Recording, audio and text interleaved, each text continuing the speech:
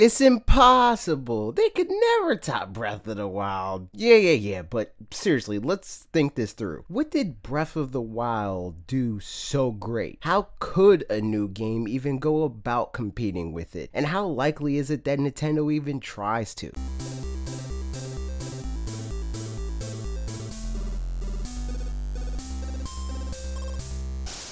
Nintendo has confirmed that they've already begun work on the next Legend of Zelda game, and why they haven't outright confirmed what that's going to be, we do know a few things from what they have said about Zelda in the past few years. The first thing that I think gives us an idea of what to expect is what Aonuma and the rest of Nintendo has said about the development of Breath of the Wild, and particularly the engine. They've spoken a lot in different interviews, with the one I'm referring to in particular taking place about a year ago with Eurogamer, and even earnings reports. In these interviews and statements, they talked a lot about how the investment in the creation of Breath of the Wild was more than just about that game. They wanted to take assets like the engine and apply that work to future projects. More importantly, Aonuma has said that he wants every Zelda game from this point forward to have the same openness as Breath of the Wild. And if that's the case, I'm sold on whatever they do next. And I'm also pretty sure that it's most likely going to be a Switch game if that's the case. The Legend of Zelda Breath of the Wild was a watershed moment for games. It not only shattered long-standing traditions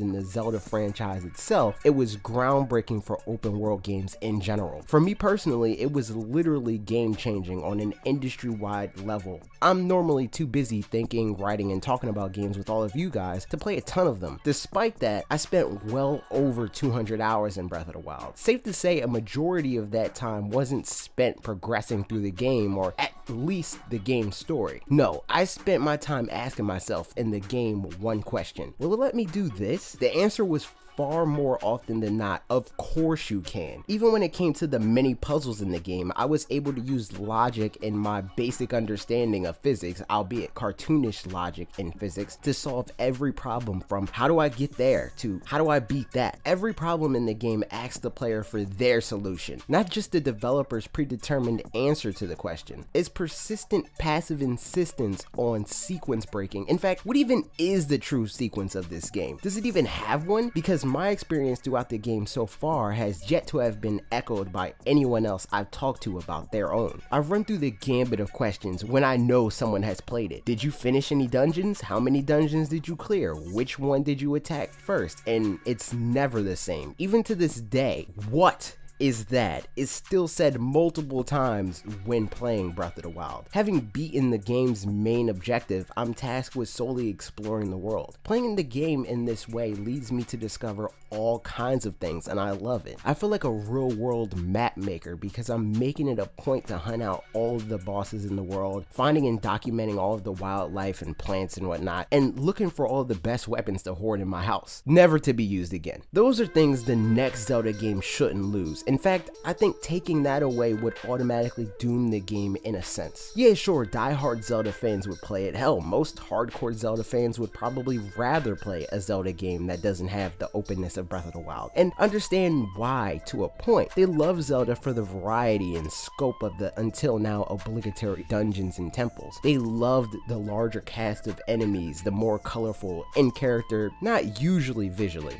Well, on second thought, never mind, visually too. The Blight Ganons are all admittedly pretty bland. They seem to prefer that Nintendo go back to the cookie cutter follow Ocarina formula, but I wholeheartedly disagree. I think that the approach that Breath of the Wild took was a necessary step to making Zelda better in the immediate future. It's not a permanent fix, and the open world in and of itself isn't to blame for the heavy use of consistent themes, or if you're overly negative, the repetitive visual aspects of shrines and bosses, and the lackluster storytelling. Up until now, Zelda games have been infamous for bombarding the player with what you need to do, why you need to do it, what you need to get it done, and who you need to talk to figure out where that is in the name of storytelling and traditions. The bad side of those choices being that, for most, it made the games as a whole feel samey in all of the wrong ways. Sure, we got bosses that all look different inside visually distinct dungeons with puzzles on a grander scale, but all of that came at a cost. lost, the biggest being hand-holding. In regards to Breath of the Wild, this game doesn't care about you. It doesn't directly tell you anything. No Navi, no Fee, Fi-Fo, or Fum, just Link and his crippling depression. Everything you need is earned in the opening hours of the game. Dungeon progression, if you want to do them out of order, go for it. Don't want to do them at all? That's cool too. Even if you choose not to complete the dungeons, the items are only a way to make exploration and defeating Ganon easier rather than being a way to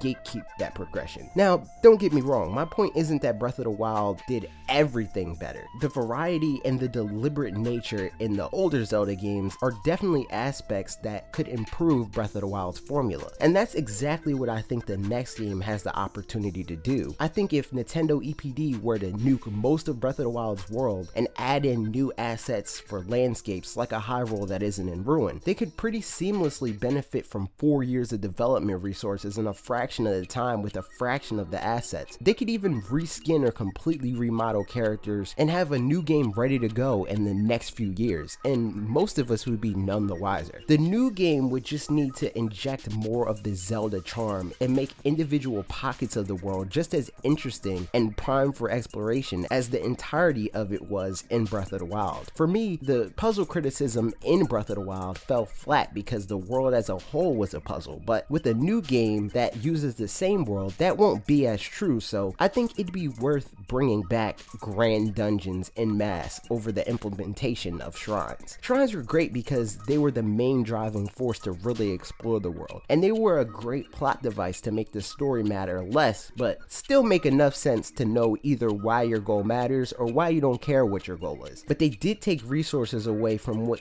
can be used to make temples a thing again, so for the sake of making what's old new again, nix the shrines. They also need to find something more meaningful to encourage exploration than Korok seeds. The main reason being that if this game is going to focus less on exploring the world itself and more on exploring what inhabits it, the reward system can't inundate you with tiny dopamine bursts anymore. And Korok seeds are barely that in their current state, because there comes a point where collecting them is pointless outside of the possible pride you get from 100%ing the game. They don't do much else, especially if for the new game the point of the game decreases in scale.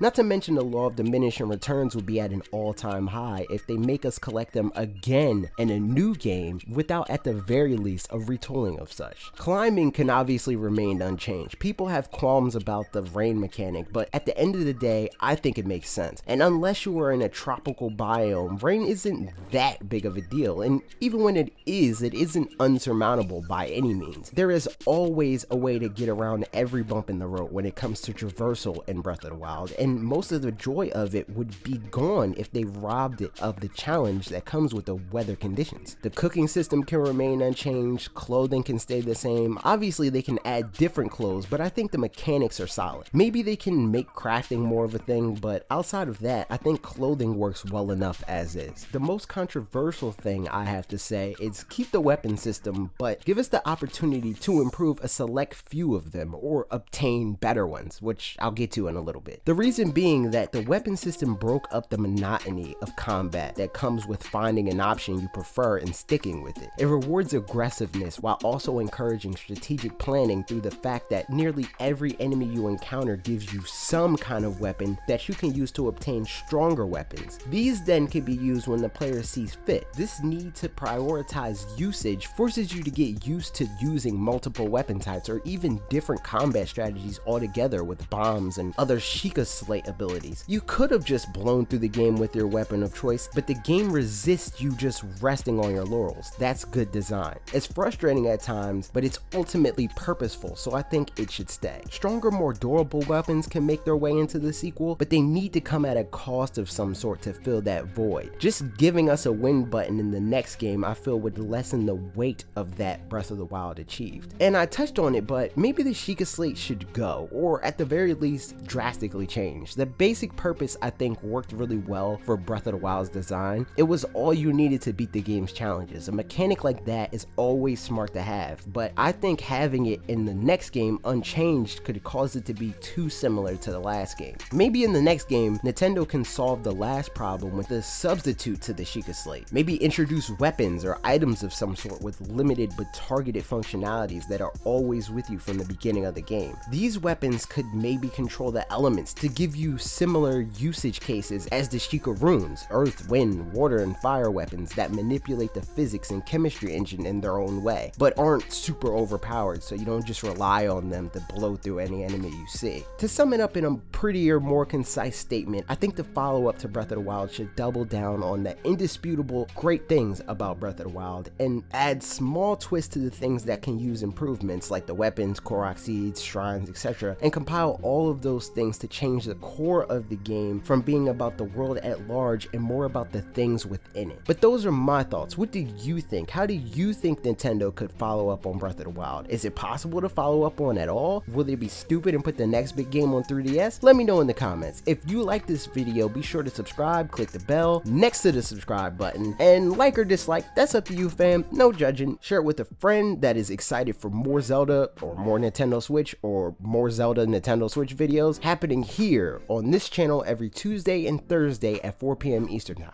Okay, that's it for me. See you next week.